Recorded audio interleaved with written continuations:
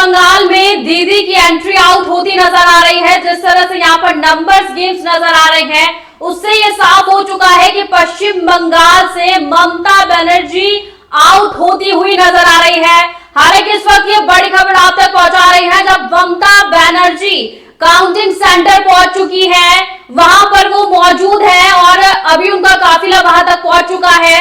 अब सवाल ये है कि आखिर जिस तरह से 15 साल का जो उनका पूरा का पूरा वहां पर यात्रा थी टीएमसी की और ममता बनर्जी की, अब सवाल यह है कि जिस तरह से नंबर्स गेम्स यहाँ पर नजर आ रही है, ये कहना बिल्कुल भी गलत नहीं होगा कि पश्चिम बंगाल में इतने समय बाद वहां पर कमल खेलने वाला है। अब इस पर चर्चा करेंगे और जानने का प्रयास करेंगे कि जिस तरह से ये नंबर्स गेम्स नजर आ रहे हैं, ये क्या कुछ कहते हैं और आगे कितनी तस्वीर क्या कुछ साफ रहनी बाकी है। और मेरे साथ जुड़ चुके हैं डायरेक्टर इफ्तिकार त्यागी जी। सर, सबसे पहले तो बहुत स्वागत है आपका।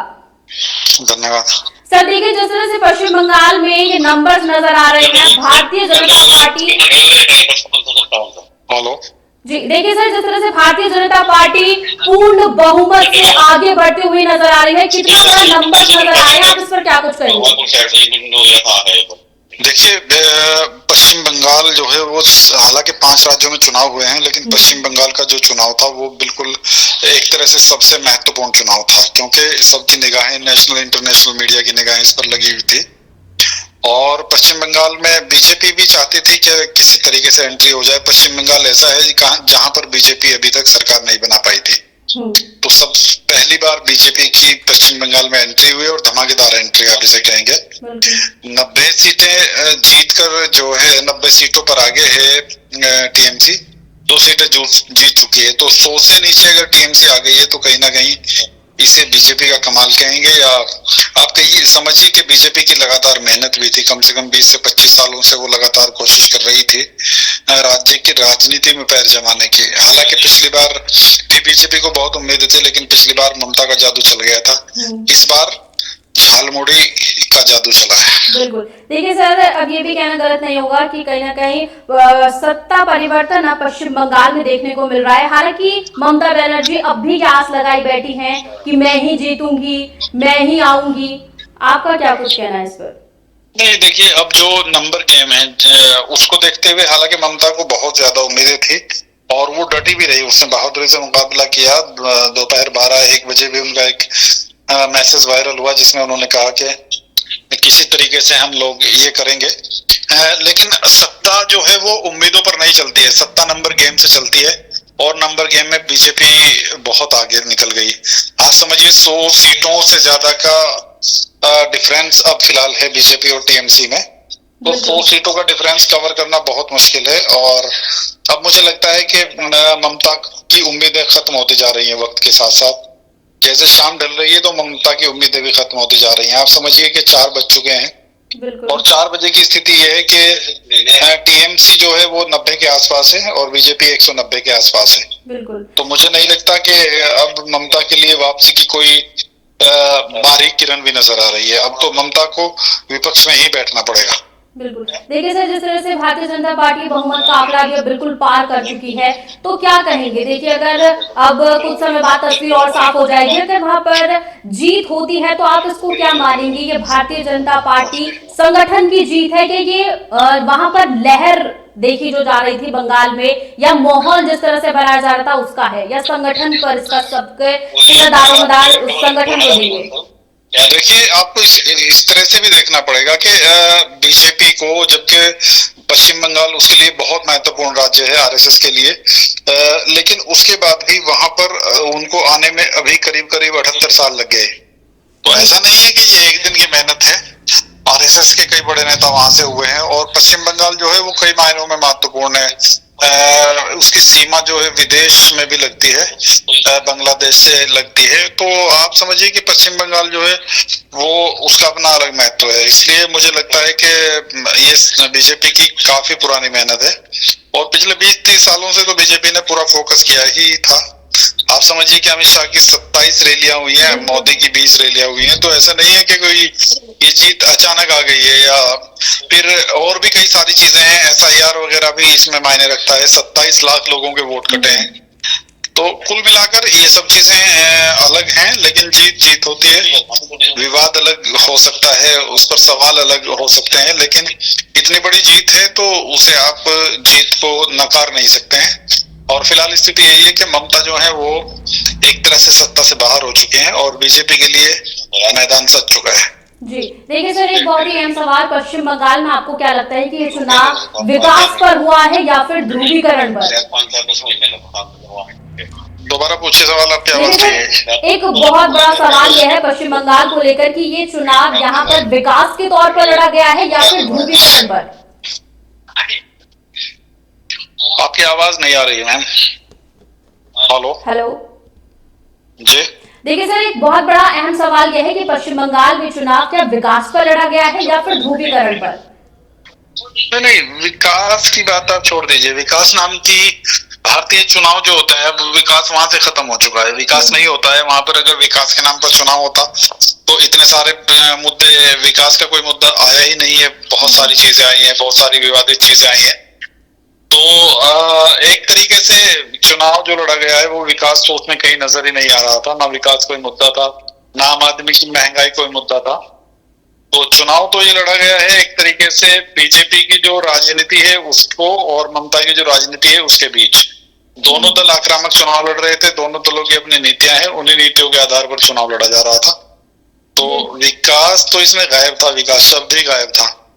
ठीक है, वादे बहुत थे दोनों तरफ से, लेकिन विकास की अगर बात करें, आम आदमी की बात करें, महंगाई की बात करें, वो नहीं थी। बिल्कुल।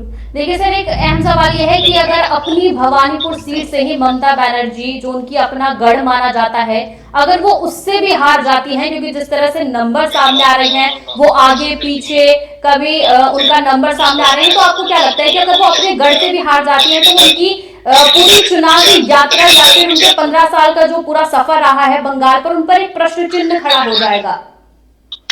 नहीं देखिए, किसी पहली बात तो अभी ममता चुनाव हारी नहीं है, और अगर ममता चुनाव हार जाती हैं तो राजनीति में चुनाव हारना, एक चुनाव हारना, ममता इतना बड़ा नाम है राजनीति में कि एक चुनाव की हार से ना उनका राजनीतिक कैरियर खत्म हो जाएगा, ना ममता खत्म हो जाएंगी। इस देश में इंदिरा गांधी ने चुनाव हारे हैं। इस देश में देश के सब बड़े बड़े नेता चुनाव हारते हैं। अटल बिहारी वाजपेयी को हार मिली है। तो ऐसा नहीं कि चुनाव हार जाना कोई बड़ी बात होती है, लेकिन यह है कि इतनी बड़ी हार होना जिसकी उम्मीद नहीं है उनकी पार्टी की, वो बड़ी बात थी। 190 सीटें बीजेपी को अगर मिल रही हैं तो इसका मतलब यह है कि बहुत बड़ी बात है। 190 से 196 सीटों के आसपास बीजेपी पहुंच रही है, तो 200 के आसपास बीजेपी का जाना ये बड़ी हार है, न कि ममता की पर्सनल सीट। वो कोई मायने नहीं रखती। अगर वो एक सीट जीत भी जाती है तो उससे क्या फर्क पड़ेगा? बिल्कुल।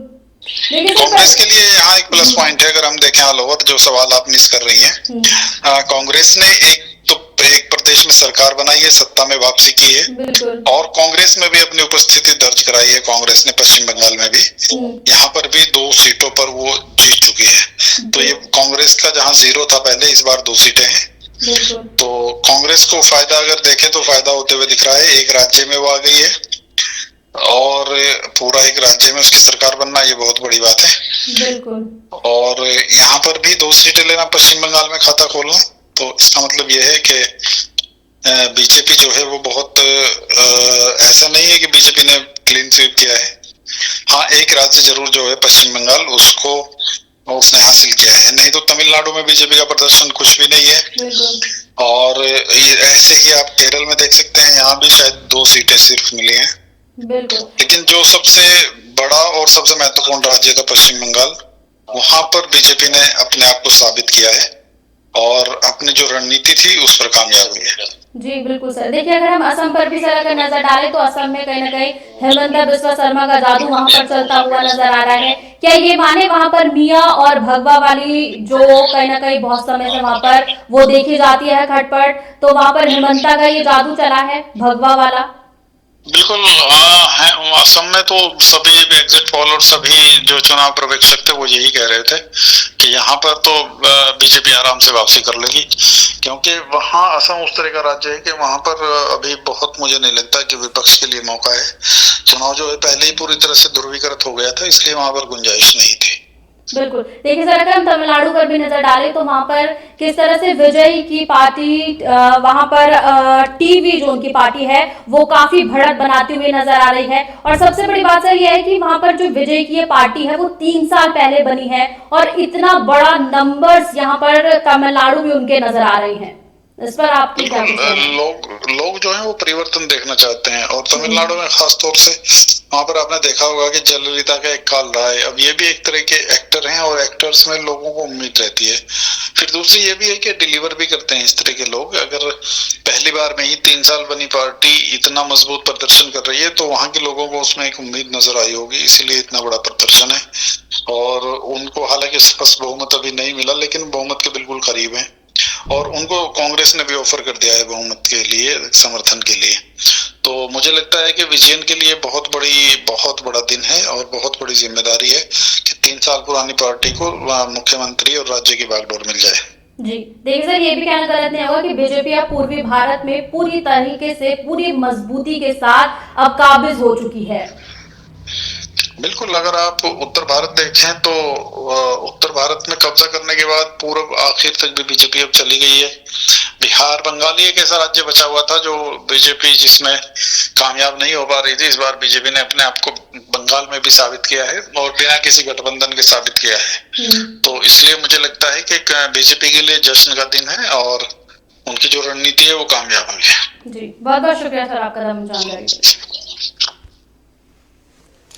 देखिए यहाँ पर पश्चिम बंगाल में झालमुड़ी का जादू चल चुका है। भारतीय जनता पार्टी 199 पर ये नंबर गेम्स लगातार बदल रही है। टीएमसी 88 पर नजर आ रही है और आपको जिस तरह से बताया था कि फिलहाल वहां पर ममता बनर्जी वोटिंग जहां पर काउंट हो रही है वहां पर पहुंच चुकी है और लगातार वो भी नजरें बनाए हुए हैं। हालांकि ममता बनर्जी शुरुआत से ही ये कहती हुई नजर आ रही है कि वो जीतने वाली है। आखिरी राउंड तक वो इंतजार करती रहेंगी। वो पूरी तरह से जीत का दावा अभी भी कर रही हैं। हालांकि नंबर्स गेम्स कुछ और ही बयां कर रही हैं, क्योंकि अब 15 साल के सफर के बाद अब कहीं ना कहीं भारतीय जनता पार्टी का कमल पश्चिम बंगाल में खिलता हुआ नजर आ रहा है। वहां पर खुशी लोगों में जो देखी जा रही है वो साफ नजर आ रही है। ये नंबर्स इस तरह से नजर आना कहीं ना